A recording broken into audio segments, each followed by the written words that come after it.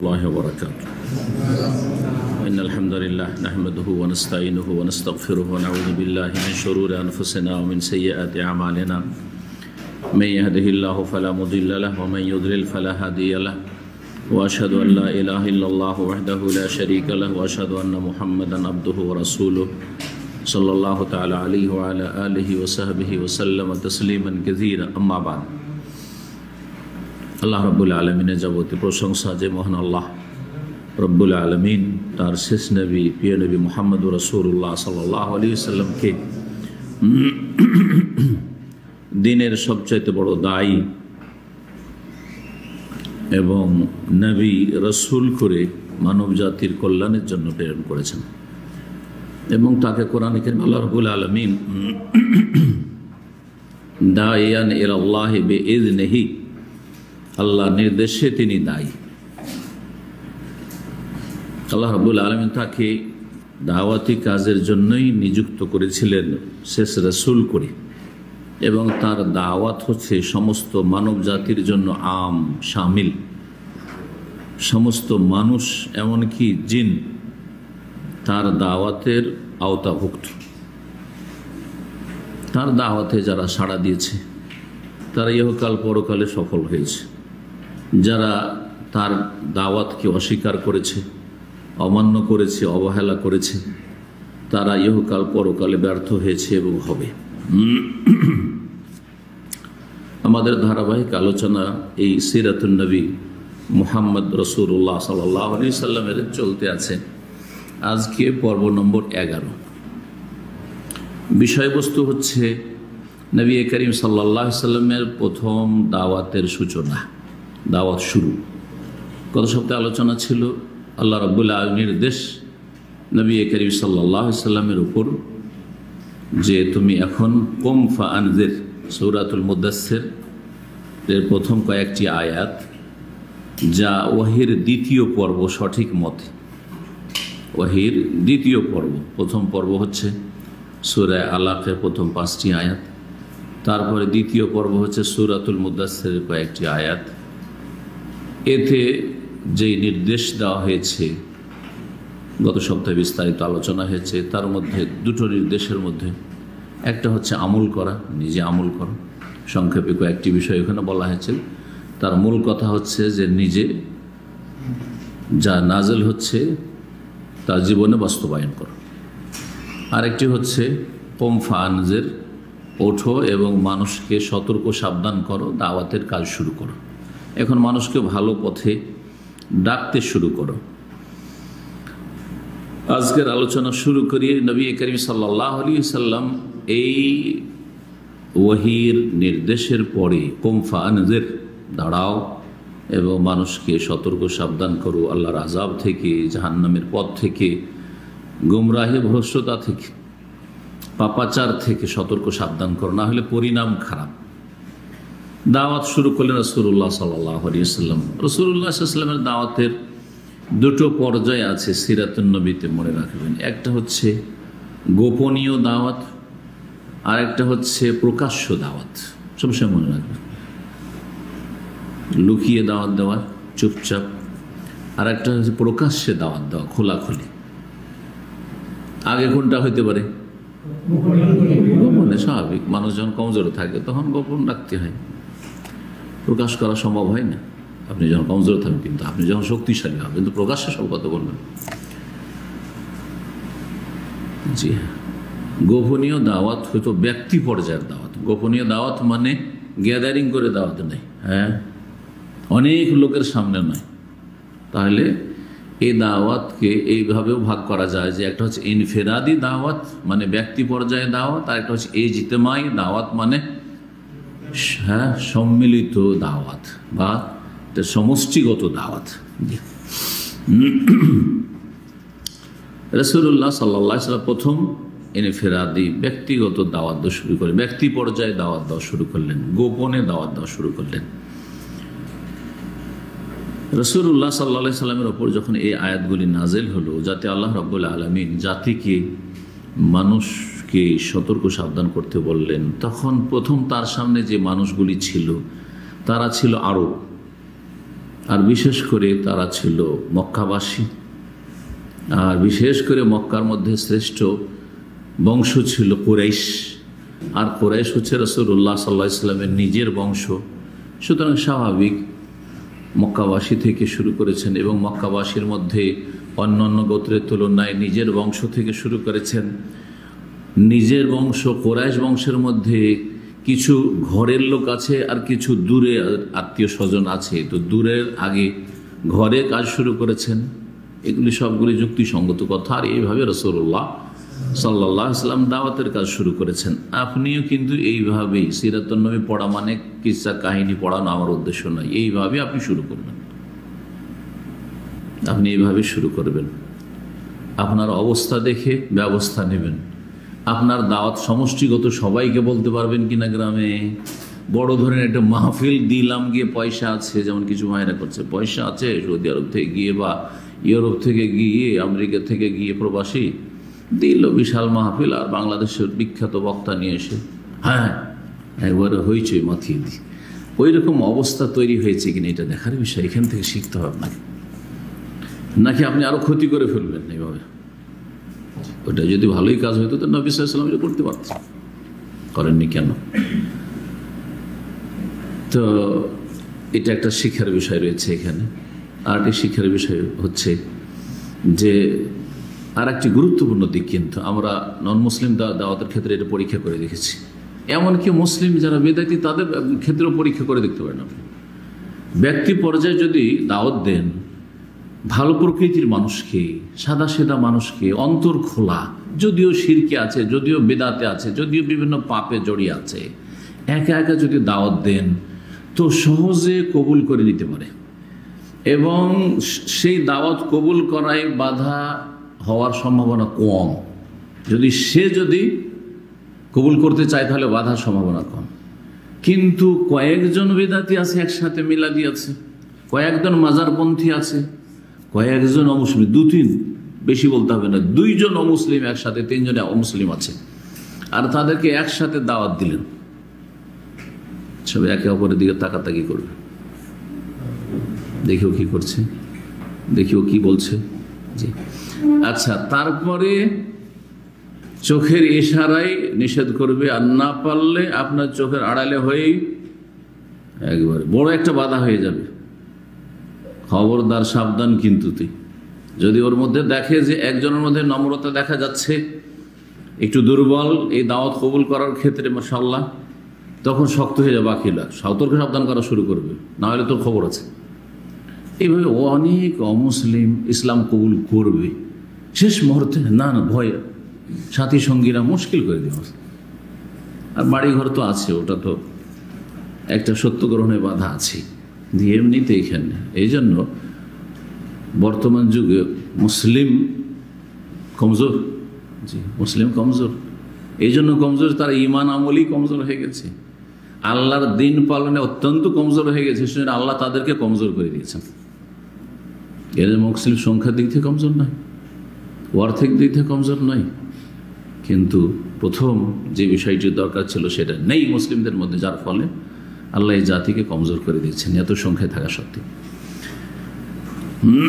আল্লাহর দিনের দিকে ফিরে আসলে অবশ্যই আল্লাহ শক্তিশালী করবে। জি, তো ব্যক্তি পর্যায়ে দাওয়াত ফলপ্রসূ, বাধা কম ওখানে দাওয়াত কবুল করতে, আপনার দাওয়াতের তাসির প্রতিক্রিয়া হতে। কিন্তু যদি সমষ্টিগত দাওয়াত দেন তাহলে তখন প্রতিরোধ গড়ে উঠবে আপনার দাওয়াতের সামনে। এই বিষয়গুলি আপনাকে চিন্তা করতে হবে। জি, তো রাসূলুল্লাহ সাল্লাল্লাহু আলাইহি ওয়াসাল্লাম প্রথম যেই জাতিকে দাওয়াত দেন সেই জাতি ছিল আরব জাতি, মক্কার লোকেরা, বিশেষ করে কুরাইশ। জি হ্যাঁ, নবী সাল্লাল্লাহু আলাইহি ওয়াসাল্লামের মাতৃভাষার লোক, নিজের বংশধর, কিন্তু এমন একটি জাতি যেই জাতি ছিল অশিক্ষিত। গোটা মক্কায় হাতে গোনা কয়েকজন, এক হাতে গুনতে পারবেন এমন ব্যক্তিদের যারা লিখতে পড়তে পারে, বেশি শিক্ষিত বলা যাবে, শুধু লিখতে পড়তে পারে, উম্মি নয়, নিরক্ষর নয়, স্বাক্ষর অক্ষরের জ্ঞান আছে, হাতে গোনা কয়েকজন, এক হাতে গোনা কয়েকজন। তো যেই জাতির মধ্যে শিক্ষা নেই, সেই জাতি অবশ্যই নিষ্ঠুর হবে, তাদের অন্তর শক্ত হবে, আর তাদের মধ্যে মূর্খামি থাকবেই। জি হ্যাঁ, জি, এসব থাকবে। তাদের দিন ধর্ম কি ছিল? প্রতিমা পুতুল পূজা, এছাড়া কিছু বুঝতো না। আমাদের ধর্মকর্ম কি? প্রতিমা পুতুল পূজা। ঘরে ঘরে তো পূজা হচ্ছে, মহল্লা মহল্লায় পূজা হচ্ছে, এমনকি আল্লাহর ঘর যে তাওহীদের জন্য কায়েম করা হয়েছিল, জি হ্যাঁ, ওয়াতাহিরা বাইতি লিত-তায়িফিন ওয়াল আকিফিন ওয়া রুকাই সুজুদ, ইব্রাহিম আলাইহিস সালাম এই ঘরে এই জন্যই তৈরি করেছিলেন যে এখানে আল্লাহ রাব্বুল আলামিনের ইবাদত বন্দেগী হবে। জি, কিন্তু সেই ঘরের চারিদিকে তার 360টি মূর্তি রেখে পূজা শুরু করেছিল। প্রথম শুরু হয়েছিল এই মূর্তি পূজা। নবী করিম সাল্লাল্লাহু আলাইহি ওয়াসাল্লামের দাওয়াত শুরুর কত বছর আগে জানা আছে? কে বলতে পারেন কত বছর আগে মূর্তি পূজা শুরু হয়েছে? তার আগে মক্কায় মূর্তি পূজার গন্ধ পর্যন্ত ছিল না। তাওহীদ আর তাওহীদ ছিল 300 বছর, মাত্র 300 বছর। তাহলে মানুষ 100, 200, 300 বছরের মধ্যে একটি জাতি কোথা থেকে কোথা চলে যেতে পারে? যেই জাতি 300 বছর আগে মুওয়াহিদ ছিল, তাওহীদবাদী ছিল, যেই জাতি 300 বছর আগে মুমিন মুসলিম ছিল, ইব্রাহিম আলাইহিস সালামের সত্যিকার অনুসারী ছিল, তারা ইব্রাহিম আলাইহিস সালামের নাম ভেঙে ধর্ম ব্যবসা করে তারা মুশরিক হয়ে পড়েছিল, কুফার হয়ে পড়েছিল। এমন কাফের হয়েছিল যে তাদের জন্য সবচেয়ে শ্রেষ্ঠ রাসূল মুহাম্মদ সাল্লাল্লাহু আলাইহি সাল্লামকে তাদের মাঝে পাঠিয়েছেন। হুয়াল্লাযী বাআসা ফিল উম্মিয়িনা রাসূলাম মিনহুম।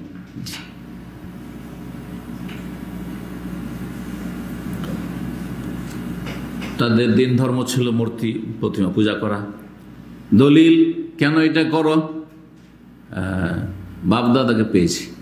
বাপদাদা কতদূর পর্যন্ত? এই যে কাছের বাপদাদা, এই যে কিছুদিন ধরে যা দেখে আসছে, 200-300 বছর মধ্যে ওইটাই হয়ে গেল আসল। আর 3500 বছর আগে থেকে ইব্রাহিম আলাইহিস সালামের দিন যে তাওহীদের দিন মক্কাতে চলে আসছে, 3500 বছর ইতিহাস তাদের সামনে চাপা পড়ে গেল, কিছুই জানে না সেই সম্পর্কে। যে আমাদের বাপদাদা পূর্বপুরুষ 3500 বছর পর্যন্ত ইব্রাহিম আলাইহিস সালামের পরে তারা মুওয়াহিদিন ছিল, তারা মুমিনিন ছিল, তারা মুসলিম ছিল, ওয়াসাম্মাকুমুল মুসলিমিন, কিছুই জানে না। এই অবস্থা হয়েছে ভারত, বাংলাদেশ, পাকিস্তানে কবর মাজার পূজারী, পীর পূজারীদের। জি, এই 1400 বছর ইতিহাসে তাদের পূর্বপুরুষরা, যারা হয়তো আরব দেশগুলি থেকে গিয়েছে, এমন থেকে গিয়েছে অনেকে, বা ওই দেশে অনেক ইসলাম গ্রহণ করেছে, তারা অনেকেই বা অধিকাংশই, যারা বিশেষ করে এখান থেকে সব তাওহীদবাদী ছিল, যারা তাওহীদ প্রতিষ্ঠাকারী ছিল, তাদের মাধ্যমে দাওয়াত পেয়েছে, কিন্তু তারা তাদের অবস্থাকে পাল্টায়নি। দুর্গা পূজা ছাড়লেও খুব দ্রুত তারা দুর্গা পূজা শুরু করে দিয়েছে, এবং এইটাকেই সত্য মনে করতে লেগেছে। ব্রাহ্মণ্যবাদ, গুরুবাদ ছাড়লেও তারা পীর মুরিদি ধরে নিয়েছে। জি হ্যাঁ, পীর মুরিদি ধরে নিয়েছে। নামটা পরিবর্তন হয়ে গেছে, কিন্তু সুফিবাদ ওই হিন্দুদের সন্ন্যাসীবাদী থেকে গেছে।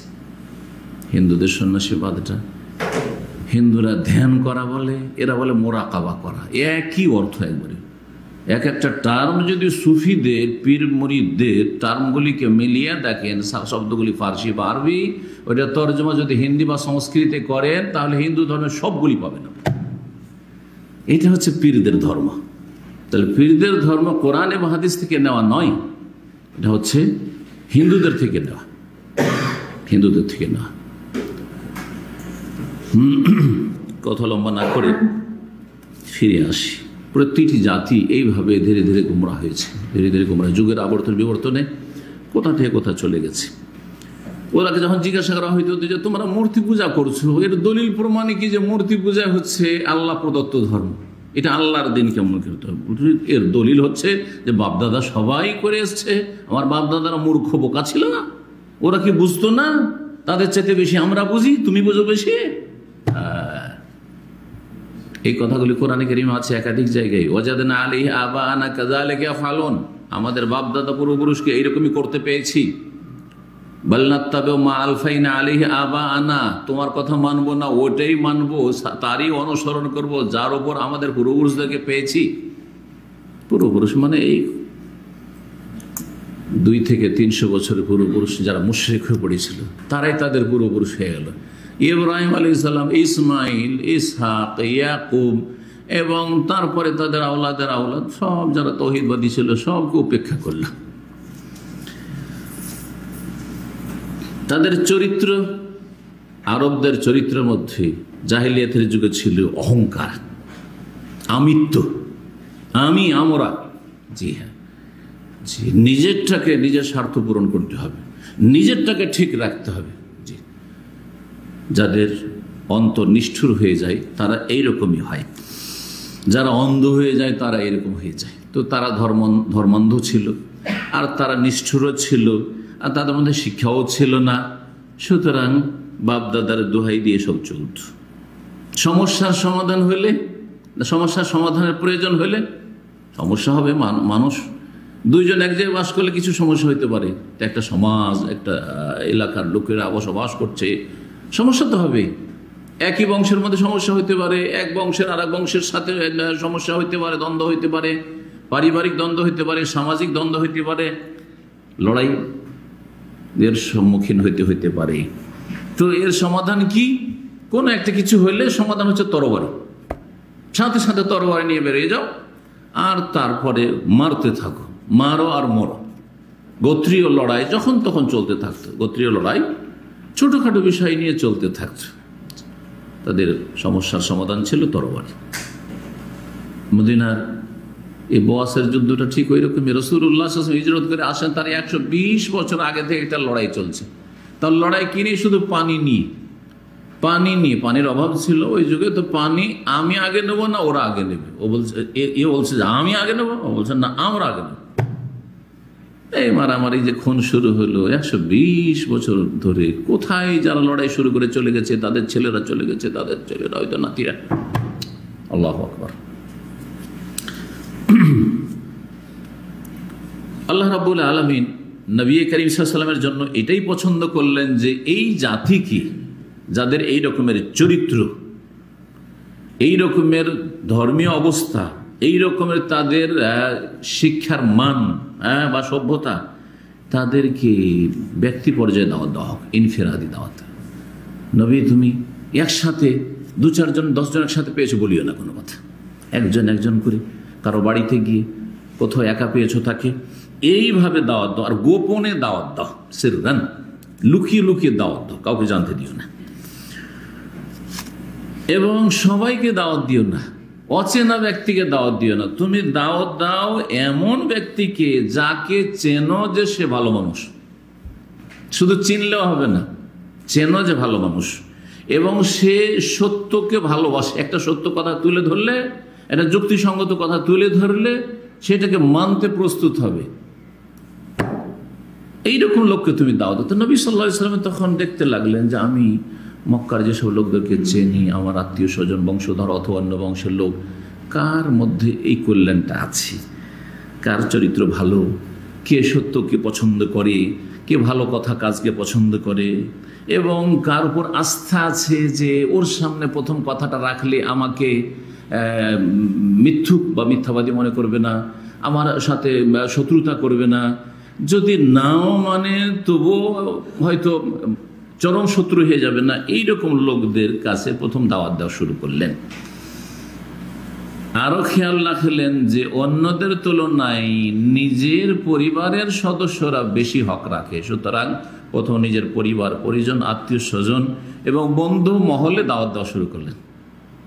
এটা হবে আপনার তরিকা। আমি অনেক শুরু থেকেই এখানে আমি বলতে থাকি দাওয়াতের ক্ষেত্রে যে আপনারা যারা আম জনগণ, তালেব ইলম, আলেম না যে আলেম হয়েছেন মাদ্রাসা পড়িয়ে আর ভালো কোরআন হাদিসের আলেম, দায়ী তারা আলাদা, কিন্তু আপনারাও দায়ী, প্রত্যেকে আপনারা দায়ী, আপনাদের দাওয়াতের দায়িত্ব রয়েছে।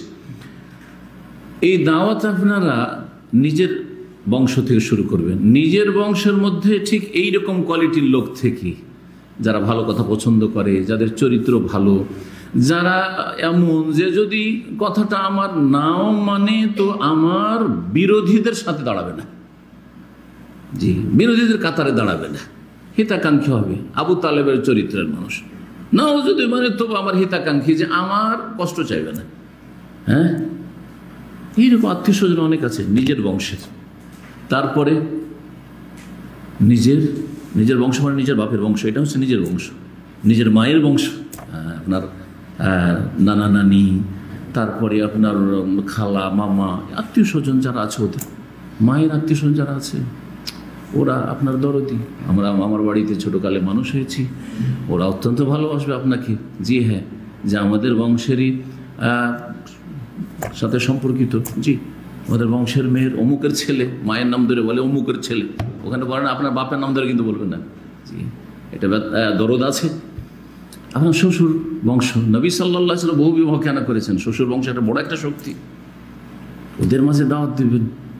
এই তিনটা ক্ষেত্রে যদি আপনারা দাওয়াত দেন, আর কিছু লোককে যদি জাহান্নামের রাস্তা থেকে আর গোমরাহির রাস্তা থেকে বাঁচিয়ে নিতে পারেন, বেনামাজিকে নামাজি বানাইতে পারলেন, হারাম খাওয়া লোককে হালাল রুজিতে লাগিয়ে দিতে পারলেন, শিরক বিদআতে যারা লিপ্ত তাদেরকে তাওহীদ আর সুন্নতের সাথে লাগিয়ে দিতে পারলেন, কামিয়াব। গোটা দুনিয়া ঘুরে বেড়াতে হবে না আপনাকে। রাসূলুল্লাহ সাল্লাল্লাহু আলাইহি ওয়াসাল্লাম নিজের পরিবার পরিজন থেকে দাওয়াত শুরু করলেন, আর এটা যুক্তিসঙ্গত। মানুষ নিজের ঘরকে ছেড়ে পরের কাছে যাবে না, আর এটা হওয়া উচিত আপনার। আর এইটা হচ্ছে আপনার সফলতা। আপনি যদি আপনার স্ত্রী আর ছেলে মেয়েকে যদি ঠিক করে নিতে পারেন, আর তারপরে যতটা বাইরে পারলেন, এটা হচ্ছে আপনার সফলতা। আর আপনার স্ত্রীকে ঠিক করতে পারলেন না, এখনও তাকে পর্দা করাইতে পারলেন না, এখনও তার নামাজটা ঠিক করতে পারলেন না, কায়েমি নামাজি নয়, এখন আপনার ছেলে মেয়েগুলো নামাজি বানাইতে পারলেন না, আপনি স্কুল কলেজ ইউনিভার্সিটি আর কত দুনিয়ার উচ্চ শিক্ষিত কলেজ সব বেনামাজি পয়দা করলেন, আর আপনি বাইরে ভালো ভালো কথা দাওয়ার কাজ করে বেড়াচ্ছেন, আর খুব ভালো ভালো কথা লেকচার দিয়ে বেড়াচ্ছেন, কোনো লাভ নেই, ব্যর্থ, আপনি সফল না। কু আনফুসাকুম, নিজেকে আগে রক্ষা করো, ও আহলিকুম, আর তোমার পরিবার পরিজনকে রক্ষা করো, নারান জাহান্নামের আগুন থেকে। এই ফর্মুলা সবসময় যেন ঠিক থাকে।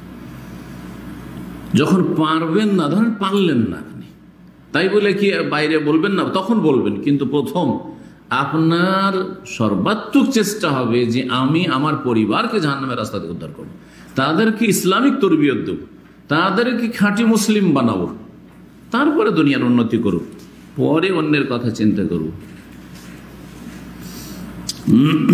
নবী করিম সাল্লাল্লাহু আলাইহি ওয়াসাল্লাম এই চিন্তা চেতনা নিয়ে, এবং আল্লাহ রাব্বুল আলামিনের নির্দেশও তাই ছিল, প্রথম যার কাছে দাওয়াত পৌঁছালেন তিনি, স্বাভাবিক কথা, তিনি সবচাইতে ক্লোজ, যিনি কে হইতে পারে? উম্মুল মুমিনিন খাদিজা রাদিয়াল্লাহু তাআলা আনহা, একমাত্র স্ত্রী রাসূলুল্লাহ সাল্লাল্লাহু আলাইহি ওয়াসাল্লামের প্রথম। উনি যতদিন খাদিজা রাদিয়াল্লাহু তাআলা ছিলেন আর কোনো বিবাহ করেননি। খাদিজা রাদিয়াল্লাহু তাআলা শুরু থেকে এখন পর্যন্ত এই যে নবুয়তের এই যে আয়াতগুলি, দ্বিতীয় পর্ব যে আয়াত নাযিল, এই পর্যন্ত যা ঘটেছে রাসূলুল্লাহ সাল্লাল্লাহু আলাইহি ওয়াসাল্লাম সব জানছেন, কিন্তু সব জানছেন। তার কাছে গিয়ে সব কথাই বলেছেন। তো যখন আল্লাহ কুম ফানজির বললেন, তো কুম ফানজির দাঁড়াও আর সতর্ক করো। প্রথম স্ত্রীকে সতর্ক করবেন যে এই যে বাপদাদার আমাদের ধর্ম আছে, মূর্তি পূজার ধর্ম, এটা চলবে না। কি করতে হবে? কুলু লা ইলাহা ইল্লাল্লাহ তুফলিহু, বলো আল্লাহ ছাড়া কোনো সত্য উপাস্য নেই, তাহলেই সফলতা রয়েছে, কামিয়াব হয়ে যাবে। এই জন্য যারা সিরাত রচয়িতা, যারা সিরাতের লেখক গবেষক, তারা বিভিন্ন মত পোষণ করলেও যে কে সর্বপ্রথম ইসলাম গ্রহণ করেছে, সবচাইতে সূক্ষ্ম এবং সঠিক মত হচ্ছে যে সর্বপ্রথম ইসলাম গ্রহণ করেছেন উম্মুল মুমিনিন খাদিজা রাদিয়াল্লাহু তাআলা আনহা। তিনি সুসংবাদগুলি জানতেন। নবী সাল্লাল্লাহু আলাইহি ওয়াসাল্লামের সাথে দীর্ঘ সময় ধরে আছেন, 25 বছর বয়স থেকে 40 পর্যন্ত, 15 বছর ধরে। আর সব সময় এমন নয় যে দিনে 1-1 ঘন্টা বন্ধু বান্ধবের সাথে হয়তো 1-1 ঘন্টা দেখা সাক্ষাৎ হয়, হ্যাঁ, 24 ঘন্টা তার সাথে। পূর্বাভাসগুলি জানছেন, যে নবুয়তের রিসালাতের পূর্বাভাসগুলি যা হইত, এবং নবুয়তের যেসব লক্ষণগুলি তাও তিনি চোখে দেখেছেন, রিসালাতের যে সুসংবাদ সেগুলি প্রত্যক্ষ করেছেন। এবং তার আগে থেকেই তিনি নিশ্চিত হয়ে গেছেন এসব দেখে শুনে যে এই উম্মতের নবী বা শেষ নবী যে একজন আসবেন, ভবিষ্যৎবাণী রয়েছে, তিনি আমার এই প্রিয় স্বামী মুহাম্মদ রাসূলুল্লাহ সাল্লাল্লাহু আলাইহি ওয়াসাল্লাম। তারপরে যখন ওয়ারাকা বিন নওফলের কাছে নিয়ে আসলেন, ঘটনা তো এর আগে আলোচিত হয়েছে, তাই না? ওয়ারাকা বিন নওফল যে কথা বলছে, হাযা হুয়ান নামুস আল্লাযী আনজালাল্লাহু আলা মূসা আলাইহিস সালাম, এই যে যাকে মুহাম্মদ দেখেছেন সাল্লাল্লাহু আলাইহি ওয়াসাল্লাম হেরা পাহাড়ের গুহায়, তিনি হচ্ছেন সেই নামুস মানে ফেরেশতা জিবরাইল আলাইহিস সালাম, যাকে আল্লাহ মূসা আলাইহিস সালামের কাছে প্রেরণ করেছিলেন এক সময়। এসব কথা শুনে আরো বিশ্বাস হয়ে গেছে যে আরবদের মধ্যে ওয়ারাকা বিন নওফল তাওরাত ইনজিল সম্পর্কে যথেষ্ট জ্ঞানী, আর তার এই অভিজ্ঞতা তিনি বলছেন, তিনি আকাঙ্ক্ষা করছেন যে যদি আমি ওই সময় থাকতাম সর্বাত্মক সাহায্য করতাম ইত্যাদি ইত্যাদি। ভবিষ্যৎবাণী করছেন এমন একটা সময় আসবে যেই সময় তোমার জাতি তোমাকে এখান থেকে বিতাড়িত করবে মক্কা থেকে। সব কথা জানতেন কে? খাদিজা রাদিয়াল্লাহু তাআলা আনহা। সুতরাং তিনি সর্বপ্রথম ইসলাম গ্রহণ করেছেন। দ্বিতীয় পর্যায়ে নবী করিম সাল্লাল্লাহু আলাইহি ওয়াসাল্লামের সবচেয়ে ঘনিষ্ঠ বন্ধু, দোস্ত, একবারে ছোটবেলা থেকে ছিলেন আবু বকর সিদ্দিক রাদিয়াল্লাহু তাআলা। আবু বকর সিদ্দিক রাদিয়াল্লাহু তাআলা নবী সাল্লাল্লাহু আলাইহি ওয়াসাল্লামের সাথে বয়সের পার্থক্য কতটা ছিল? 2 বছর। 2 বছর পার্থক্য ছিল। নবী সাল্লাল্লাহু আলাইহি ওয়াসাল্লাম 63 বছর ইন্তেকাল করেছেন, আর আবু বকর সিদ্দিক রাদিয়াল্লাহু তাআলা আনহু 63 বছর ইন্তেকাল করেছেন। এমনকি উমর রাদিয়াল্লাহু তাআলা 63 বছর ইন্তেকাল করেছেন। সুবহানাল্লাহ। নবী করিম সাল্লাল্লাহু আলাইহি ওয়াসাল্লাম তার এই ঘনিষ্ঠ অন্তরঙ্গ বন্ধু আবু বকর সিদ্দিক রাদিয়াল্লাহু তাআলা আনহুকে এই সংবাদগুলি শুনাইলেন যে আল্লাহ তাকে নবী করেছেন, রাসূল করেছেন, এবং আমাকে আল্লাহ এই ওহী করেছেন কুম ফানজির, এখন সতর্ক সাবধান করতে হবে। সুতরাং তুমি আমার ছোটকালের বন্ধু, তোমাকে প্রথম সতর্ক সাবধান করছি, তুমি আল্লাহর প্রতি ঈমান নিয়ে আসো। হ্যাঁ, তাওহীদ প্রতিষ্ঠা করো জীবনে, শিরক থেকে তুমি ফিরে আসো। আমানা বিহি দুনা তারাদ্দুদ, বিনা কোনো আপত্তিতে দ্বিধাদ্বন্দ্বে তিনি দ্রুত ইসলাম গ্রহণ করলেন। আবু বকর সিদ্দিক রাদিয়াল্লাহু তাআলা সত্যের সাক্ষ্য প্রদান করলেন। সুতরাং পুরুষদের মধ্যে যদি এভাবে জিজ্ঞাসা করে কেউ যে পুরুষদের মধ্যে সর্বপ্রথম কে মুসলিম? আবু বকর সিদ্দিক রাদিয়াল্লাহু তাআলা। আর এইটাই যারা সিরাতে লিখেছেন তারা বলেছেন যে যতগুলি উক্তি রয়েছে, বিভিন্ন উক্তি রয়েছে, উক্তিগুলোর মধ্যে সমন্বয় এইভাবে করা হয়েছে। পুরুষদের মধ্যে আবু বকর সিদ্দিক, নারীদের মধ্যে খাদিজা রাদিয়াল্লাহু তাআলা আনহা, বালকদের মধ্যে আসছে 3 নম্বর পর্বে। 3 নম্বর পর্ব আসছে, 3 নম্বরে কে মুসলমান হয়েছেন। কিন্তু তার আগে বলবো যে একজন ঘনিষ্ঠ বন্ধু, যে ছোটবেলার বন্ধু, সে কিন্তু ভালো করেই জানে যে আমি আপনি কেমন। এখানকার বন্ধুরা আপনার আগের ইতিহাস বায়োডাটা জানে না যে আপনি কেমন ছিলেন। অনেকে খারাপ ছিলেন ছোটকালে, আপনি কিছুই জানেন না। এখন খুব ভালো মানুষ, জানেন দাম আমি খুব ভালো আপনি। কিন্তু আপনার গ্রামের ছোটবেলায় যারা প্রাইমারিতে লেখাপড়া করেছে, মাধ্যমিকে লেখাপড়া করেছে, বা মাদ্রাসায় ছোটবেলায় লেখাপড়া করেছে, আপনার পুরো ইতিহাস জানে ওই যুগ থেকে। যা কিছু দুষ্টামি করে সব জানে তারা, ঠিক না? তো রাসূলুল্লাহ সাল্লাল্লাহু আলাইহি ওয়াসাল্লাম কত ভালো মানুষ ছিলেন যে, আর এর বাস্তব প্রমাণ, কেউ যদি রাসূলুল্লাহ সাল্লাল্লাহু আলাইহি ওয়াসাল্লাম খারাপ বলে সে যে মিথ্যুক, আবু বকর সিদ্দিক রাদিয়াল্লাহু তাআলা ইসলাম গ্রহণ প্রমাণ করে। কারণ তিনি ছোট থেকে একবার বাল্য জীবন থেকে আজ পর্যন্ত 40 বছর বয়স পর্যন্ত রাসূলুল্লাহ সাল্লাল্লাহু আলাইহি ওয়াসাল্লামকে কাছে থেকে চিনছেন। এখন পর্যন্ত ওই ছোটকালের বন্ধু তিনি, রাত দিন তিনি দেখছেন। এমন নয় যে বিদেশে চলে গেছে আর খবর রাখে, যেমন আমরা এখন বিদেশে চলে এসে গ্রামের লোকেরা খবর রাখে না অনেকটাই, এরকম নয়। তো তার ঈমানটা হচ্ছে রাসূলুল্লাহ সাল্লাল্লাহু আলাইহি ওয়াসাল্লামের সত্যবাদী হওয়ার বড় একটা সাক্ষী। এটা একটা গুরুত্বপূর্ণ পয়েন্ট। আপনার ঘনিষ্ঠ সঙ্গী, ছোটবেলার সঙ্গী যদি আপনাকে আপনার 50 বছর বয়সে বলে যে এই লোকটি আমার কাছে সবচেয়ে প্রিয়, সবচেয়ে ভালো আমার কাছে, তাহলে জানতে হবে যে আপনি আসলেই ভালো। ছোট থেকে চিনছে আপনাকে সে, 2-4-10 বছর অভিজ্ঞতা বলছে না, সারা জীবনে তার অভিজ্ঞতা সে বলছে। তৃতীয় ব্যক্তি যিনি ইসলাম গ্রহণ করেছিলেন তিনি ছিলেন আলী ইবনে আবি তালিব রাদিয়াল্লাহু তাআলা আনহু। সমন্বয় করতে গিয়ে ওলামারা বলেছেন যে বালকদের মধ্যে কে ইসলাম গ্রহণ করেছে প্রথম? আলী রাদিয়াল্লাহু তাআলা আনহু। কেন আলী? আরও তো আত্মীয় স্বজনদের মধ্যে ছেলেরা ছিল, বালকরা ছিল, তো প্রথম আলী কেন? এই জন্য যে আলী রাদিয়াল্লাহু তাআলা আনহু রাসূলুল্লাহ সাল্লাল্লাহু আলাইহি ওয়াসাল্লামের বাড়িতেই লালিত পালিত হইতেন, খাওয়া দাওয়া নবী সাল্লাল্লাহু আলাইহি ওয়াসাল্লামের বাড়িতেই করতেন, নবী সাল্লাল্লাহু আলাইহি ওয়াসাল্লাম তার দেখাশোনা করতেন, প্রতিপালন করতেন।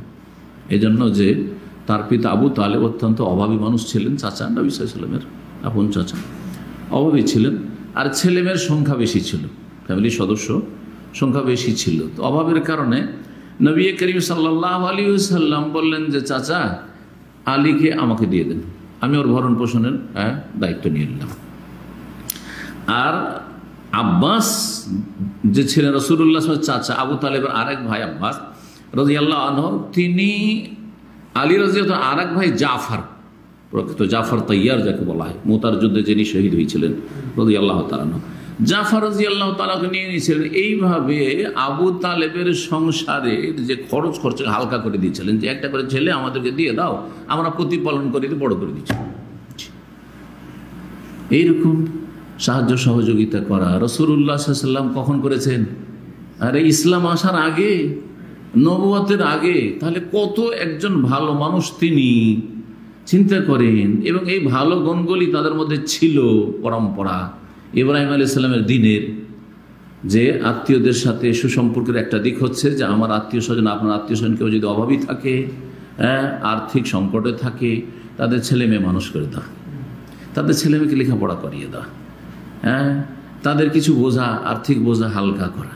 জি, এই শিক্ষাগুলি আমাদেরকে নিতে হবে।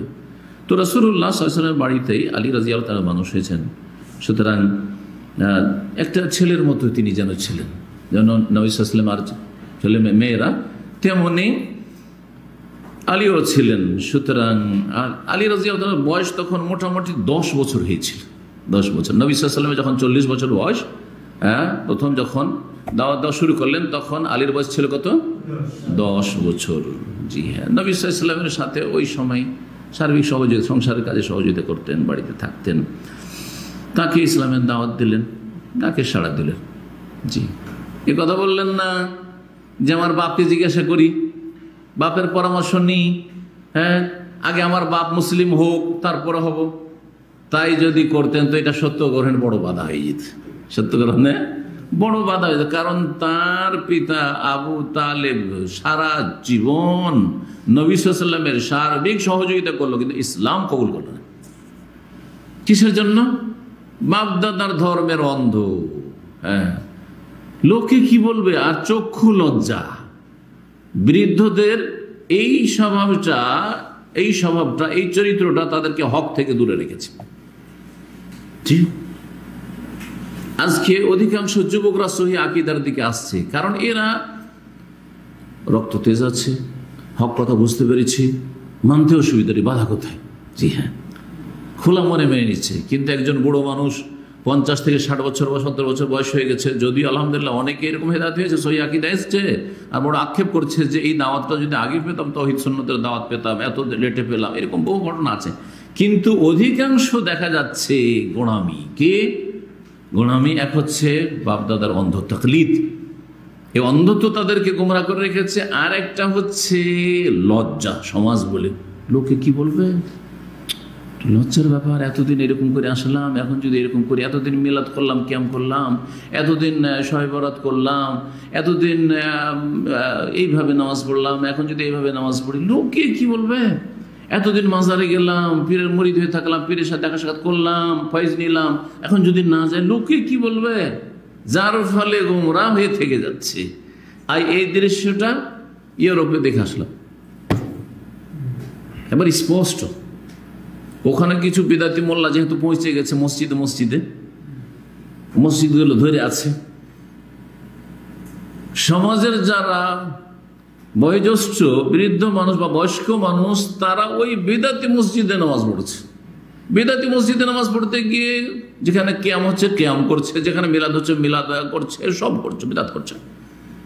আর বিদাতের পিছনে নামাজ পড়ছে, অন্ধ হয়ে আছে বা মান সম্মান নিয়ে আছে। মান সম্মানের ব্যাপার কি বলবে লোকে যদি চলে যায় সহি আকীদার মসজিদে, কিন্তু তাদের ছেলেরা প্রায় সব সহি আকীদার মসজিদে সালাত আদায় করছে, আলহামদুলিল্লাহ হেদায়েত হয়ে গেছে। এমনকি বাড়ি থেকে তাড়িয়ে দিয়েছে, মারধর করেছে, কত ধমক দিয়েছে, চাপ সৃষ্টি করেছে, যেটা ইউরোপে নিষিদ্ধ, তারপরে এগুলো করেছে, কিন্তু পারেনি আলহামদুলিল্লাহ, যাকে আল্লাহ হেদায়েত করেছে। প্রথম রিয়াকশন দেখিয়েছে, কিন্তু পরে আলহামদুলিল্লাহ ঠিক হয়ে গেছে, অন্তত ঠান্ডা হয়ে গেছে, আর কিছু বলে পারছে না যে আর পারবো না এদেরকে। সত্য গ্রহণে বড় বাধা রয়েছে, অনেক বাধা রয়েছে। এই বাধা যে কাটিয়ে উঠতে পারবে সেই হেদায়েত পাবে, না হলে হেদায়েত পাবে না। 4 নম্বরে যিনি ইসলাম গ্রহণ করেছিলেন তিনি হচ্ছেন রাসূলুল্লাহ সাল্লাল্লাহু আলাইহি সাল্লামের স্বাধীনকৃত গোলাম দাস। তার নাম কি? একটি নাম, একজন মুসলিমের নাম শুধু কোরআনে আছে, বলতে পারেন? জানেন নাম? এই যে শুধুমাত্র একজন মুসলিমের নাম কোরআন আছে, কারো নাম আর কোরআনে কারিমে নেই। রাসূলুল্লাহ সাল্লাল্লাহু আলাইহি ওয়াসাল্লাম বাদ দিয়ে মুহাম্মদুর রাসূলুল্লাহ, হ্যাঁ, ওমুবাশশিরাম বিরাসূলি ইয়াতিম বাদ ইসমুহু আহমদ, রাসূলকে বাদ দিয়ে নবী সাল্লাল্লাহু আলাইহি ওয়াসাল্লামের সাহাবীদের মধ্যে কয়জনের নাম আছে কোরআনে? আয়েশার নাম কোথায় আছে? আবু বকর সম্পর্কে আয়াত আছে, ওয়াসায়ুজান্নাবুহাল আতকা ওয়ালা ইয়াতালি উলুল ফাজলি মিনকুম। উলুল ফজল হচ্ছেন আবু বকর, আতকা সর্বাধিক মুত্তাকি রাসূলুল্লাহ, পরে হচ্ছে আবু বকর সিদ্দিক। তো আবু বকর সিদ্দিক সম্পর্কে সানিয়া সুনাইনে, দুইজনের দ্বিতীয় ইজমা ফিল গারিজ ইয়াকুল লি সাহিবিহি, সঙ্গীকে বলছিলেন, সঙ্গী হচ্ছেন আবু বকর। কত আয়াত নেবেন আবু বকর সম্পর্কে, কিন্তু নাম নেই। জি, কথা বুঝতে পারছেন? গুণ বৈশিষ্ট্য বর্ণনা করা হয়েছে আবু বকরের, এক জায়গায় নয়, কয়েক জায়গায় কোরআনে কারিমে রয়েছে, বেশ কিছু আয়াত রয়েছে আবু বকর সম্পর্কে। বরং সমস্ত সাহাবায়ে কেরাম সম্পর্কে আয়াত রয়েছে। মুহাজিরিন আনসার আয়াত নেই? السابقون الأولون من المهاجرين والأنصار والذين اتبعوهم بإحسان, বরং যারা তাদের অনুসারী হবে, সে তাবেঈন হোক, তাবাতাবেঈন হোক, কিয়ামত পর্যন্ত তাদের নিষ্ঠার সাথে অনুসারী হোক। তো ওই রকম আলোচনা তো আপনাদেরও আছে, হ্যাঁ, যদি নিষ্ঠার সাথে অনুসারী হন, আছে না? কিন্তু নাম আছে? কারো নাম নেই। কাফের তো মেলা নাম আছে কোরআনে কারিমে, কাফেরের মেলা নাম আছে, কিন্তু মুসলিমের কয়টা নাম আছে? মুসলিম সাহাবীর একজনের শুধু নাম আছে। অন্য আম্বিয়া রাসূলের কথা বাদ দেন, কিন্তু নবী সাল্লাল্লাহু আলাইহি ওয়াসাল্লামের আরো অন্য আম্বিয়া বাদ দিয়ে আবার বললেন না যে নবীরা তো না, নবীদের কথা বলছি না এখানে, সাহাবীদের কথা বলছি। যদি জিজ্ঞাসা করেন কাফের কয়টা নাম আছে? একটা। কাফের রয়েছে, ফেরাউনের নাম নেই? হামান, কারুন। নবী সাল্লাল্লাহু আলাইহি সাল্লামের যুগের কয়জন কাফের নাম আছে? এটা যখন জিজ্ঞাসা করবো তখন বলবেন। হ্যাঁ, 3 জনকে বলছে, দেখি 3 জন কি? 3 জন? হ্যাঁ, তবে হ্যাঁ, ওকে বলতেন না সবাই। আবু লাহাব, উবাই বিন কাব কোথায় আছে? আর উবাই বিন কাব সাহাবী, আউযু বিল্লাহ, লা হাওলা ওয়ালা কুওয়াতা ইল্লা বিল্লাহ। হ্যাঁ, যে বলবে হাত তুলবে, হইচই করে না। হ্যাঁ, কয়জন? একজনের নাম শুধু, একজন সাহাবীর নাম আছে, আর একজন নবী সাল্লাল্লাহু আলাইহি ওয়াসাল্লামের দাওয়াতের ক্ষেত্রের কাফের নাম আছে, তাব্বাত ইয়াদা আবি লাহাব। আর দ্বিতীয় কোনো নাম পাবেন না। রাসূলুল্লাহ সাল্লাল্লাহু আলাইহি ওয়াসাল্লামের যুগের কোন কাফের আর নাম ধরে পাবেন না কোরআনে কারিমে, আর রাসূলুল্লাহ সাল্লাল্লাহু আলাইহি ওয়াসাল্লামের যুগের কোন সাহাবীর নাম ধরে আর পাবেন না যায়েদ ছাড়া। ফালাম্মা কাজা যায়েদুম মিনহা ওয়াতারান যাওয়াজনাকাহা, সূরা আহজাব আল্লাহ বলছেন, যায়েদের নাম এসেছে।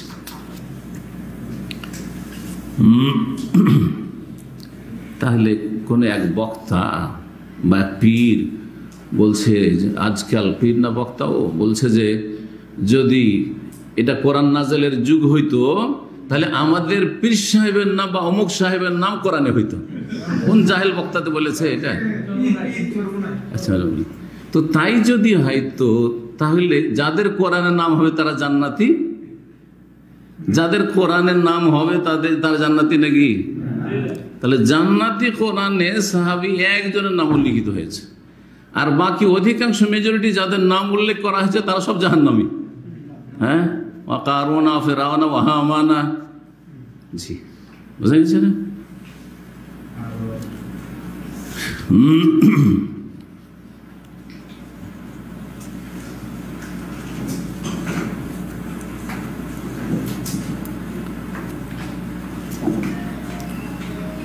যায়েদ ইবনে হারেসা ইবনে শারাহিল আল কালবি, তিনি অন্য বংশের বাইরের লোক ছিলেন। তাকে জাহিলিয়াতের যুগে জবরদস্তি বন্দি করে ধরে নিয়ে চলে এসেছিল কেউ, নিয়ে আসার পরে ওকে মক্কার বাজারে বিক্রি করে দিয়েছিল। তখন মক্কার একজন ব্যক্তি যার নাম ছিল হাকিম বিন হেজাম, সে ক্রয় করেছিল। আর ক্রয় করার পরে তার ফুফু হচ্ছেন রাসূলুল্লাহ সাল্লাল্লাহু আলাইহি ওয়াসাল্লামের প্রিয়তমা স্ত্রী উম্মুল মুমিনিন খাদিজা রাদিয়াল্লাহু তাআলা আনহা। খাদিজাকে, তার ফুফুকে উপঢৌকন হিসাবে, হাদিয়া হিসাবে দিয়ে দিয়েছিল যে ফুফু, এই দাসটা যায়েদকে আমি খরিদ করে নিয়ে আসলাম, তো এটা আপনাকে দিয়ে দিলাম হাদিয়া, হ্যাঁ গিফট দিয়ে দিলাম, দিয়ে দিয়েছিলেন। তখন খাদিজা রাদিয়াল্লাহু তাআলা আনহা ওই যায়েদকে রাসূলুল্লাহ সাল্লাল্লাহু আলাইহি ওয়াসাল্লাম হাদিয়া করে দিলেন। পেলেন কার কাছ থেকে? ভাইয়ের ছেলের কাছে, ফুফুকে দিল। আর ফুফু তখন কি করলেন? স্বামীকে হাদিয়া দিয়ে দিলেন। এর থেকে কি বোঝা গেল যে হাদিয়া দেওয়া যেতে পারে।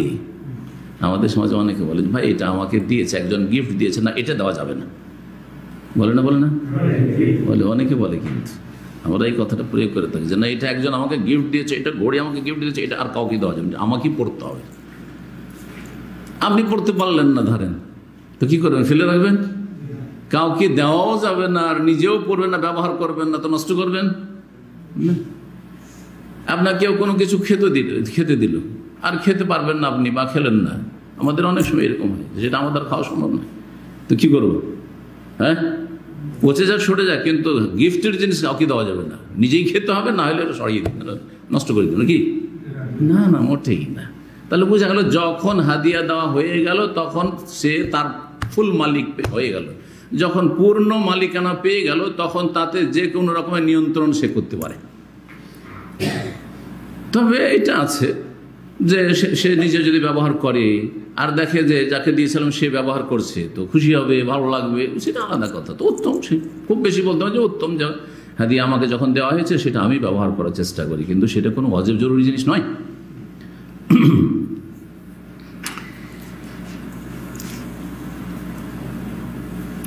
এই যায়েদ যখন রাসূলুল্লাহ সাল্লাল্লাহু আলাইহি ওয়াসাল্লামের ঘরে আসলেন দাস হয়ে, তখন তার বাপ আর চাচারা জানতে পারল, বাইরের লোক, তখন তারা মক্কায় আসলো রাসূলুল্লাহর কাছে, আর এসে বলল যে এটা আমাদের ছেলে, সুতরাং কি আপনি মুক্তিপণ নেন, কিন্তু আমাদেরকে দিয়ে দেন, আমাদের ছেলে আমাদেরকে ফিরিয়ে দেন।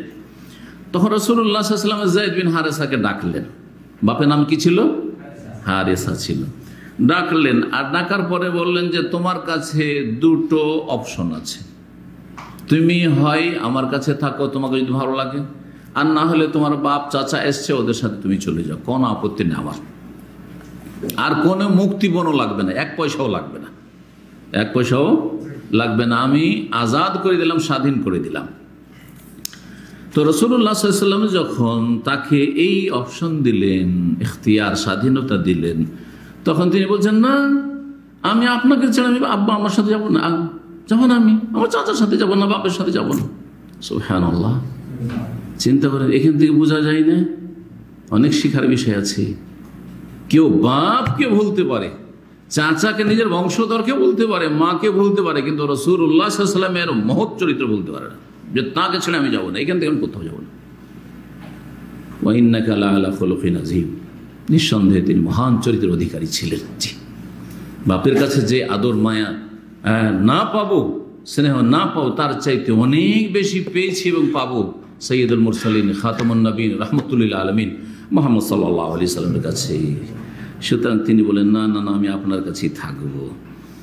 সেই দিন রাসূলুল্লাহ সাল্লাল্লাহু আলাইহি সাল্লাম কুরাইশদের সামনে বললেন, ইশহাদু, দেখো তোমরা সাক্ষী থাকো। এই ছেলে যখন বাপকে আর চাচাকে ছেড়ে দিল, ওদের কাছে যেতে রাজি হলো না, তখন ইন্না আন্না হাযা ইবনি ওয়ারিসান ওয়া মাওরুসান, একে আমি নিজের সন্তান বানিয়ে নিলাম, এটা আমার সন্তান এখন ওয়ারিস হবে যদি আমি আগে মারা যাই, আর মাওরুসান, আর যদি সে আগে মারা যায় তো সে মাওরুস হবে, আমি ওয়ারিস, আমার সন্তানের মতো।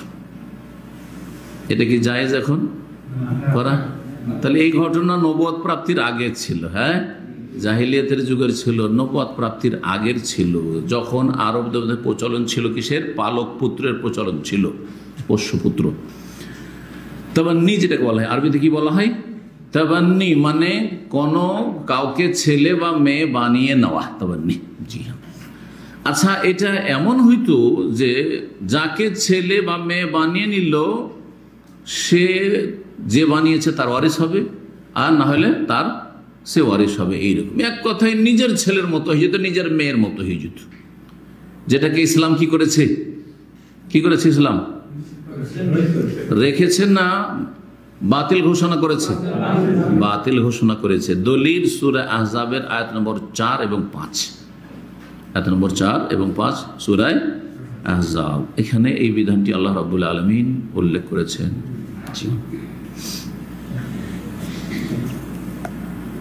ওমা জাআলা আদিয়াকুম আবনাআকুম, তোমাদের মুখে ডাকা ছেলেদেরকে, সন্তানদেরকে তোমাদের আল্লাহ ছেলে বানাননি, ছেলে করেননি। সেটা তোমার ছেলে সন্তান নয়, কোন সন্তান নয়। এই ছেলে ছেলে ছেলে করছেন, এটা আমার মেয়ে মেয়ে করছেন, এতে তোমার ছেলে আর মেয়ে হয়ে যায় না। অনেকে এরকম কচি অবস্থায় রাস্তাঘাটে আজকাল যেসব পথের বাচ্চাদের পাওয়া যায়, যাদের বাপ মায়ের খোঁজ খবর নেই অথবা অভাবের কারণে ছেলে মেয়ে, অনেকে একসময় ছিল দুর্ভিক্ষ ছিল, অভাব ছিল, তখন ছেলে মেয়ে নিজেই দিয়ে দিচ্ছে, নিজে থেকে দিয়ে দিচ্ছে। অনেকে আবার নিঃসন্তান, ছেলে মেয়ে নেই, সেজন্য ভাইয়ের বা বোনের কারো ছেলে মেয়ে নিয়ে নেয়, নিচ্ছে না আমাদের দেশে? জি হ্যাঁ। এই ক্ষেত্রে যদি রাখে, নিজের পারিবারিক স্বার্থে রাখতে পারে, অসুবিধা নেই, কিন্তু তার বাপের নামকে সেখান থেকে উজ্জ্বল করা যাবে না। যদি করে দেয়, কাগজপত্র যত আছে তাতে বাপের নামকে উজ্জ্বল করে দিয়ে যে পালক পুত্র নিয়েছে তার নামের সাথে সম্পৃক্ত করেছে, তাহলে এটা হারাম, কাবিরা গুনাহ, উভয়ের জন্য কাবিরা গুনাহ। যে এইরকম পালক পুত্র নেবে তার জন্য, আর যাকে এইভাবে নেওয়া হবে আর তাতে সে সন্তুষ্ট, সেও কাবিরা গুনাহ করলো। লানাল্লাহু মান ইদ্দা ইলা গায়রি আবিহি, রাসূলুল্লাহ প্রসিদ্ধ হাদিস। আল্লাহ লানত রয়েছে ওই ব্যক্তির ওপর যেই ব্যক্তি নিজের আপন বাপ ছাড়া অন্যের সাথে সম্পৃক্ত হবে, নিজেকে সম্পৃক্ত করলো। সম্পৃক্ত করা মানে সংসারের খাতিরে, ধন সম্পদের দেখাশোনার খাতিরে নেওয়া নয়। এর মানে হচ্ছে যে ওর সাথে এমনভাবে নামটা লাগিয়ে নেওয়া হয়েছে যে যায়েদ বিন হারেসা নয়, যায়েদ বিন মুহাম্মদ হয়ে গেছে। আজকাল কেউ একটা ছেলে নিল আর তারপরে তার বাপের নাম অন্য কিছু, আর সে তার বাপের নামকে উড়িয়ে দিয়ে কাগজপত্রে কি বানিয়ে এলো, যেটা আমার ছেলে, জানছেই না কেউ সমাজে, ওইভাবে কাগজপত্র বানিয়ে নিয়েছে। এটা হচ্ছে লানতের কাজ, কাবিরা গুনাহ, হারাম। লানতের কাজ মানে কাবিরা গুনাহ, জায়েজ নয়। আর একটা যেটা বাতিল করা হয়েছে ইসলামে, সেটা হচ্ছে যে আপনি যেই ছেলে বা মেয়েকে নিলেন পালকপুত্র হিসাবে, সেটা নেওয়া মানে এই নয় যে আপনার ধন সম্পদের সে ভাগ পাবে, ওয়ারিস হবে, অথবা তার ধন সম্পদের আপনি ওয়ারিস হবে, কোনোটাই হবে না, বা আপনার ছেলেরা পাবে, এটা হবে না। ওয়ারাসাত বাতিল। ওয়ারিস কি হবে? যারা সত্যিকার ওয়ারিস, উত্তরাধিকারী, তারা হবে। বুঝছেন না? জি হ্যাঁ। সুতরাং যে আজকাল একটা ছেলে নিয়েছে, অনেকের ছেলে আছে, তারপরে আরো ছেলে নিয়ে নিয়েছে হয়তো, তারপরে তখন বলছে আমার, অনেকে গৌরব করে বলে, এটা তার উদারতা, যে আমি আমার ছেলেদেরকে যেমন জমি জায়গায় ভাগ দিয়েছি, এই ছেলেটা আমার নয়, তবুও যেহেতু ছোট থেকে আমি ছেলে হিসাবে মানুষ করেছি, নিয়ে নিয়েছি, সেজন্য তাকেও অতটা ভাগ দিয়েছি। কত যে সওয়াবের কাজ করেছে, অথচ কাবিরা গুনাহ করেছে, জালেম, সে জুলুম করেছে। মান কাতা মিরাসা ওয়ারিসি, ওয়ারিসদের মিরাসকে কেড়ে নিয়ে ওকে দিয়েছে। কাতা আল্লাহ মিরাসা মিনাল জান্নাত, তখন জান্নাতে যে তার ভাগ রয়েছে সেটা তার কাছ থেকে আল্লাহ কেড়ে নেবেন, ছিনিয়ে নেবেন। কবিরা গুনাহ, এটাও দেওয়া যাবে না। তাহলে ভাগ জমি জায়গায় দেওয়া যাবে না, কিছুই দেওয়া যাবে না। এটা একটা প্রশ্ন বাকি থাকছে, জেনে নেওয়া জরুরি। কিছুই দেওয়া যাবে না, তো একটা ছেলে এতদিন ধরে আমার ঘরে আছে, আমি মানুষ করলাম, সেও হয়তো কিছু আশা করে, তার কিছু নেই, যা কিছু শ্রম দিয়েছে, সংসারে দিয়েছে, কিছু দেওয়া যাবে না? অবশ্যই দেওয়া যাবে। আর একটা রাস্তা আছে। কি রাস্তা? ওসিয়তের রাস্তা খোলা আছে। ওসিয়ত ওয়ারেসের জন্য নাই, কিন্তু যারা ওয়ারেস নয় তার জন্য ওসিয়ত আছে। ইন্নাল্লাহ কাদ জাআলা লিকুল্লি জি হাক্কিন হাক্কাহু, ইন্নাল্লাহ কাদ আতা কুল্লা জি হাক্কিন হাক্কাহু। আল্লাহ রাব্বুল আলামিন প্রত্যেক পাওনাদারকে, হকদারকে তার হক দিয়ে দিয়েছেন। ফালা ওয়াসিয়াতা লিওয়ারিসিন, সুতরাং কোনো ওয়ারিস, উত্তরাধিকারীর কোনো ওসিয়ত চলবে না। তাহলে ছেলের জন্য ওসিয়ত করে দিলাম, মেয়ের জন্য ওসিয়ত করলাম, স্ত্রীর জন্য ওসিয়ত করলাম, এই ওসিয়ত ফসিয়ত চলবে না। যারা ওয়ারিস তাদের জন্য ওসিয়ত চলবে না। যারা ওয়ারাসাতে বঞ্চিত হচ্ছে তাদের জন্য ওসিয়ত। যেমন প্রবাসে আছেন অনেকে, কিন্তু প্রবাসে মারা যাচ্ছেন। আর বাংলাদেশ বা ভারতের যে পারিবারিক গায়র ইসলামী তরিকা যেটা, সেটা তো হচ্ছে কি, আপনার ইনকাম করা সব টাকা পয়সা কোথায় পাঠিয়ে দিয়েছেন? বাপের কাছে পাঠিয়ে দিয়েছেন, বাপের অ্যাকাউন্টে, মায়ের অ্যাকাউন্টে। জমি জায়গা কার নামে হয়েছে? বাপ মায়ের নামে। খুব খুশি আপনার বাপ মা, আমার ছেলে কত ভালো, যা করেছে সব আমার নামে, মনে করেছে কত সওয়াবের কাজ করলাম। অথচ জালেম বাপ মা, জালেম বাপ মা অন্যের হক কেড়ে নিয়ে অন্যকে দিয়ে দিল। এই সম্পদের হক ছিল আপনার স্ত্রী, ছেলে মেয়ের, আপনার ভাই বোনের না। আপনার স্ত্রী, ছেলে মেয়ে বঞ্চিত হয়ে যাচ্ছে, হ্যাঁ, আর দিয়ে দিচ্ছে কাকে? আপনার ভাই বোনের ওর থেকে ভাগ পাচ্ছে, কারণ আপনার বাপ মায়ের নামে সব প্রপার্টি চলে গেছে। অথচ ইনকাম করার টাকা হচ্ছে আপনার। জি, হক মারল না, একজনের হক মেরে আরেকজনকে দেওয়া হইল, জান্নাত থেকে বঞ্চিত হইতে হবে। আর এইটাকে মনে করছেন যে আমরা খুব ভালো পরিবার? না না, জালেম পরিবার, জুলুম করছেন। তবে বাপ মাকে দেবেন, কতটা দেবেন? অভাব দূর করা সমান দেবেন, তাদের প্রয়োজন মেটানো সমান দেবেন। জি হ্যাঁ, ভাইয়েরা বোনেরা ছোট আছে, নাবালক আছে, এখনো কাজের যোগ্য হয়নি, তাদের সমান দেবেন, যতটা দিতে পারবেন দেবেন আপনি, এবং তাদের এই সমস্যাগুলি, আর্থিক সমস্যা দূর করবেন। কিন্তু তারা সচ্ছল খাওয়া দাওয়া করছে, চলাফেরা করছে, তাদের কোনো অভাব নেই, এরকম সাংসারিক, অথবা অল্প কিছু দিলেন, না না, আপনার বাপ মা সন্তুষ্ট না, সব টাকা দিয়ে তুই, জালেম বাপ মা, জালেম বাপ। হঠাৎ করে, আসল কথা যেটা বলছে, হঠাৎ করে হইলো কি, আল্লাহ না করে এই ব্যক্তি প্রবাসে ছিল, সব টাকা পয়সা বাপ মাকে দিয়ে দিয়েছে, ওদের নামে জমি জায়গা হয়েছে, মারা গেল। আর ছেলে মেয়েরা আছে, কি পাবে ছেলেমেয়েরা? কারণ যার নামে হয়েছে, হ্যাঁ, এই যে মৃত, তার বাপ মায়ের নামে হয়েছে, আর বাপ মায়ের ছেলে মেয়েরা আছে। সুতরাং এই আপনার ছেলে মেয়েদের, হ্যাঁ, জন্য কিছুই নেই, কারণ আপনার ছেলে মেয়েদের চাচারা আছে, চাচার বাপ থেকে পাবে, আর আপনি দাদা থেকে পাবেন না, দূরের আপনি হয়ে গেলেন। সুতরাং আপনার ছেলেরা দূরের হয়ে গেল, সুতরাং আপনার ছেলে মেয়েরা পেল না। এটাকে ইংরেজ আমলে কি করেছিল, এই টার্মের নাম জানেন? এই টার্মের নাম কানুনগোয়ীদের কাছে ভারত উপমহাদেশে এমন একটি নাম হয়েছে যেটা ইসলাম বিদ্বেষিতা প্রমাণ করে, সেটা হচ্ছে মজলুম মিরাস হয়ে গেছে। এই নামটা ছোট থেকে শুনতাম, গ্রামে গঞ্জে মানুষ বলতো। আমার মামারা আজকে 80-85 বছর, এক মামা তো মনে হয় 90 পার হয়ে গেছে, 100-তে চলে গেছে বড় মামা।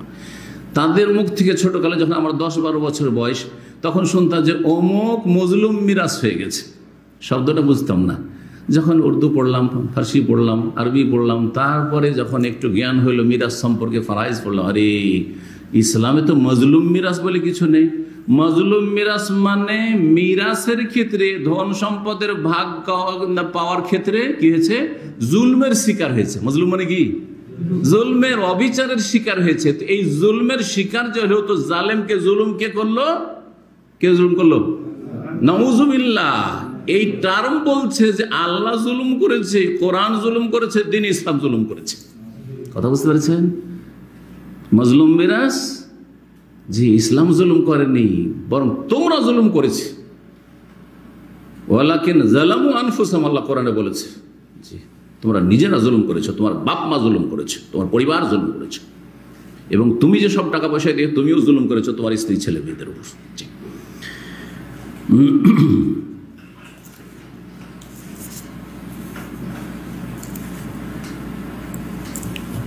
রাসূলুল্লাহ সাল্লাল্লাহু আলাইহি সাল্লাম ইসলাম আসার পূর্বে এই কথাটি বলেছিলেন, আন্না হাযা ইশহাদু, দেখো কুরাইশরা, তোমরা আমার বংশের লোকেরা সাক্ষী থাকো, আন্না হাযা ইবনি, এটা আমার সন্তান ছেলে, ওয়ারেসান ওয়া মাওরুসান, আমি মারা গেলে সে ওয়ারিস হবে, আর সে মারা গেলে আমি ওয়ারিস হব, মওরুস। ওয়া যালিকা ক্বাবলা নবুওয়া, এটা নবুয়তের পূর্বের ঘটনা ছিল। ফাকানা ইউদআ যায়েদ ইবনে মুহাম্মদ, সুতরাং সেই দিন থেকে যখন বাপ চাচাকে ছেড়ে দিল যে না যাব না, আর থেকে গেল, নবী সাল্লাল্লাহু আলাইহি ওয়াসাল্লাম ছেলে বানিয়ে নিলেন, তখন থেকে তাকে মক্কার লোকেরা ডাকতে শুরু করলো কি বলে? যায়েদ ইবনে মুহাম্মদ। যায়েদ ইবনে মুহাম্মদ। আর যায়েদ ইবনে হারেসা জানতো না সমাজের লোকেরা, সব তো মুহাম্মদের ছেলে। এটা কার ছেলে? মুহাম্মদ ছেলে, ওর বাড়িতে থাকে, ওনার বাড়িতে থাকে, সুতরাং মুহাম্মদের ছেলে সাল্লাল্লাহু আলাইহি ওয়াসাল্লাম। ইসলাম আসলো, সূরা আহজাব নাযিল হলো। ওয়া আবতালাত তাবান্নি, সন্তান গ্রহণ করা, সন্তান বানানো, কাউকে বা পোষ্যপুত্র বা পালক পুত্র বানানোকে বাতিল ঘোষণা করা হইল। আল্লাহ রাব্বুল আলামিন তাই করলেন। ফাদুইয়া, তখন থেকে নবী সাল্লাল্লাহু আলাইহি ওয়াসাল্লাম বলে গেলেন সাহাবীদেরকে যে একে ডেকো, কি বলে? যায়েদ ইবনে হারেসা বলে ডেকো। ইনি ছিলেন কত নম্বর মুসলিম? চতুর্থ নম্বর মুসলিম ছিলেন। ওয়া হাউলাইল আরবাতু কুল্লুহুম আসলামু ফি ইয়াউমিন ওয়াহিদ, প্রথম দিনে এই চারজন ইসলাম গ্রহণ করেছেন। সুবহানাল্লাহ। এমন নয় যে যাক আজকে একটা হয়ে গেছে, থাক আর কত যাব। যদি আপনাদের দ্বারা যদি একজনকে একটা ভালো কথা বলা হয়, আরে যথেষ্ট হয়ে গেছে, কি দরকার? একবার বলেছেন, বারবার ওকে বলার দরকার নেই। দাওয়াতের কাজের ক্ষেত্রে একবার যদি কাউকে বলে থাকেন একটা বেনামাজিকে নামাজের কথা, আরে বলেছি, ও শোনেনি, ওকে বলে লাভ নাই, ও জেনেই গেছেন, আপনি যে বলে লাভ নেই। এটা দাওয়াতের তরিকার নাম। জি হ্যাঁ, একই দিনে এই চারজন ইসলাম গ্রহণ করেছেন, আগে আর পরে, সেই জন্য ইখতিলাফগুলি হয়েছে। এই চারজন মধ্যে সমন্বয় করতে গিয়ে সিরাতের ওলামারা কি বলেছেন? যে চারজনই প্রথম দিনে ইসলাম গ্রহণ করেছেন, কিন্তু তার মধ্যে কাকে এক নম্বরে আর কাকে দুই নম্বরে? কেউ বলছে আবু বকর এক নম্বরে, কেউ বলছে খাদিজা এক নম্বরে, কেউ বলছে আলী এক নম্বরে, কেউ বলছে যায়েদ বিন হারেসা এক নম্বরে। আর সমন্বয় হচ্ছে সবটার, যেমনটা বললাম, নারীদের মধ্যে সর্বপ্রথম খাদিজা, বড়দের মধ্যে আবু বকর, বালকদের মধ্যে আলী, আর দাসদের মধ্যে যায়েদ বিন হারেসা। প্রথম দাস ইসলাম গ্রহণ করেছে।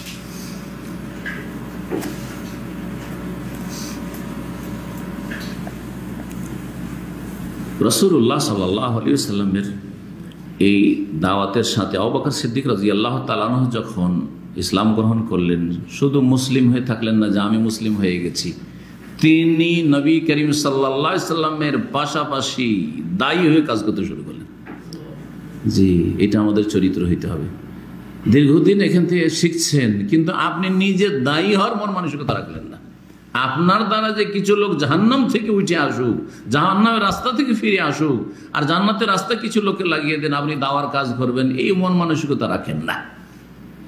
বড়ই দুঃখের বিষয়, আজকে মাদ্রাসায় যদি আপনি মাদ্রাসার একটা স্টাডি করে দেখেন, মাদ্রাসাগুলিতে গিয়ে একটা মাদ্রাসায় 500 ছাত্র থাকলে আপনি 50টা ছাত্র পাবেন না যাদের দাওয়াতি আগ্রহ আছে। একেবারে চিন্তা চেতনা হচ্ছে স্কুল কলেজের লেখাপড়ার মতো। স্কুল কলেজে লেখাপড়ার টার্গেট যে আমি লেখাপড়া করে, কেউ বলছে আমি ডাক্তার হব, কেউ বলছে আমি ইঞ্জিনিয়ার হব, তো কেউ বলছে আমি শিক্ষক হব, কেউ বলে একটা কিছু, কেউ বলছে বিদেশে যাব, ভালো লাগে না লেখাপড়া করতে, কেউ বলে আমি পাশ করলেই চলে কোনো রকম, কি বলবো, বাপ মা ছাড়ে না সেই জন্য আসছি স্কুলে, আছে না? এই হলো মাদ্রাসার অবস্থা। এই হচ্ছে মাদ্রাসার অবস্থা। যে মাদ্রাসাগুলিতে 1000 ছাত্র আছে, সেই মাদ্রাসা পরিদর্শন করে আসলে বড়ই দুঃখের বিষয়। আর সেখানকার শিক্ষকদের সাথে গত বছরে গিয়ে আলোচনা করলাম যে ভাই কিছু দায়ী তৈরি করেন। আজকাল এরা মদিনাও পড়ে আসছে, পড়ে আসার পরে যে শতকরা 5টাও দায়ী তৈরি হচ্ছে না, 10টা দায়ী তৈরি হচ্ছে। কি তাহলে কোরআন সুন্নাহ পড়ার উদ্দেশ্যটা কি? লেখাপড়ার উদ্দেশ্য আজকাল অন্যরকম হয়ে গেছে, যে এই লেখাপড়া দিয়ে কেমন ইনকাম করা যায়, কি ধরনের ইনকাম সোর্স খোলা যায়, আর কত দুনিয়াতে বড় হওয়া যায়। না না না, এই উদ্দেশ্য তাহলে ব্যর্থ। আপনি আপনার ছেলে মেয়েদেরকে লেখাপড়া যদি মাদ্রাসায় করান, তাহলে আপনার টার্গেটও থাকবে আপনার ছেলে মেয়েকে কথা শিখাইতে হবে, তোমাকে দায়ী হইতে হবে। দেহের কি হইতে হবে? দায়ী হইতে হবে। আল্লাহ যেন আমাদের জন্য কবুল করেন এবং আমাদেরকে তৌফিক দান করেন।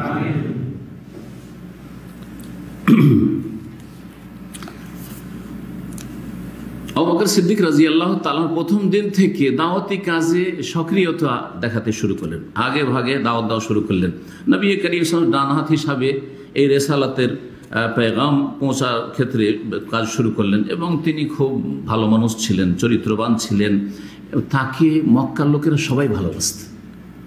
তার বিভিন্ন ভালো দিক ছিল, চরিত্রের দিক থেকে মহৎ চরিত্রের অধিকারী। তার জীবনে চরিত্রে কোনো রকমের দাগ ছিল না। তিনি অত্যন্ত প্রিয়জন ছিলেন, জনগণ সবাই তাকে ভালোবাসত এবং নরম তবিয়তের মানুষ ছিলেন। দেখেন, যার মেজাজ কড়া, চরিত্র ভালো হইলেও কড়া মেজাজের লোককে মানুষ অনেকে ভালোবাসে না, কি বলতে কি বলে ওর থেকে একটু দূরেই থাকে, তাই না? কিন্তু নরম তবিয়তের মানুষকে সবাই সাহস করে কাছে যায়, বসে। তো অত্যন্ত নম্র মানুষ ছিলেন এবং বড়ই সম্মানিত মানুষ ছিলেন, বড়ই দানশীল ছিলেন। আর যার খেতে পায় তার গুণ গায় মানুষ, এটা তো মানুষের স্বভাব, নুন খেলে গুণ গাইবে। তো দানশীল মানুষও ছিলেন।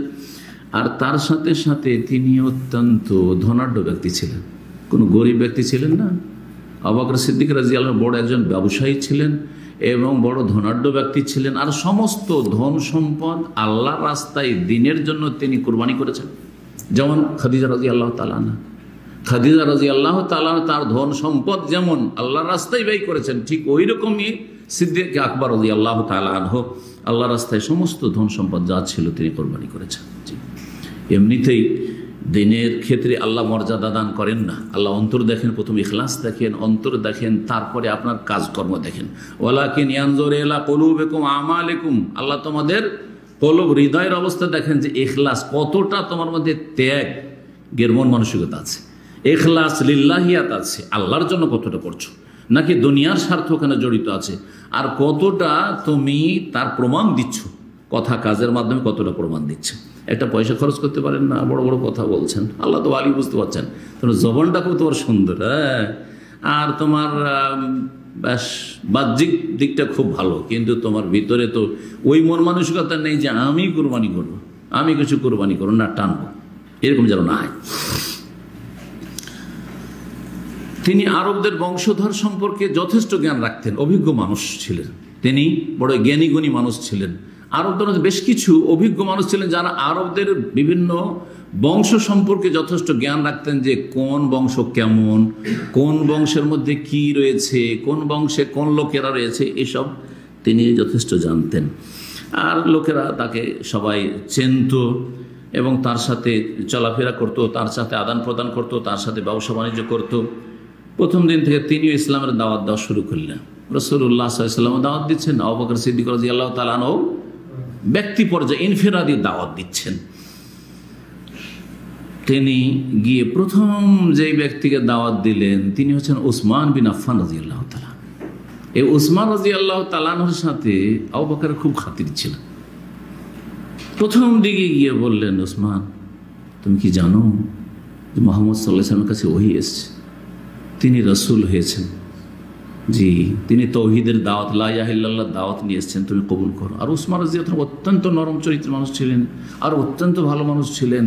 জি, খেয়ারহম ফিল জাহিলিয়া খেয়ারহম ফিল ইসলাম, এই যে হাদিস রয়েছে এটা সবচেয়ে বেশি ফিট উসমান রাদিয়াল্লাহু তাআলা আনহুর উপর রাসূলুল্লাহ সাল্লাল্লাহু আলাইহি ওয়াসাল্লাম পড়ে। জি, জাহিলিয়াতের যুগেও তিনি অত্যন্ত চরিত্রবান এবং সৎ চরিত্রের মানুষ ছিলেন।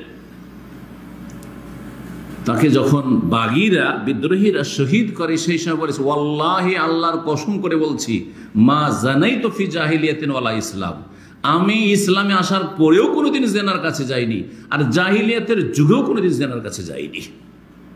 তাহলে এমন কোনো কাজই করিনি যে আমাকে তোমরা খুন করে, ফাবেমা তাকতুলুননি, তাহলে কি কারণে আমাকে তোমরা খুন করার জন্য এরকম তোমরা আমার বাড়ি ঘেরাও করেছো, মসজিদ নবী ঘেরাও করেছো, আমাকে আর মসজিদে রাসূলুল্লাহ, মসজিদ নবীতে নামাজ পড়তে দিচ্ছ না, যে মসজিদের জায়গায় আমি পয়সা দিয়ে কিনেছি তোমরা জানছো, তা আমাকে পানি খেতে দিচ্ছ না, যে কূপের পানির ব্যবস্থা মদিনাবাসীর জন্য আমি খরচ দিয়ে কিনেছি, এসব কথা বলেছিলেন। কিন্তু না, এদের অন্তর এত নিষ্ঠুর পাপিষ্ট হয়ে গেছিল যে তারা এরকম ঘেরাও করেই থাকলো।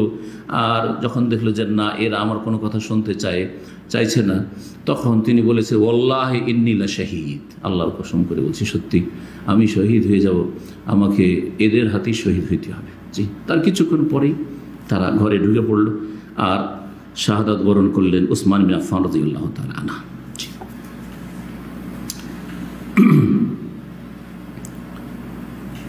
6 নম্বরে যিনি ইসলাম গ্রহণ করেছিলেন তিনি হচ্ছেন জুবাইর বিন আওয়াম রাদিয়াল্লাহু তাআলা আনহু।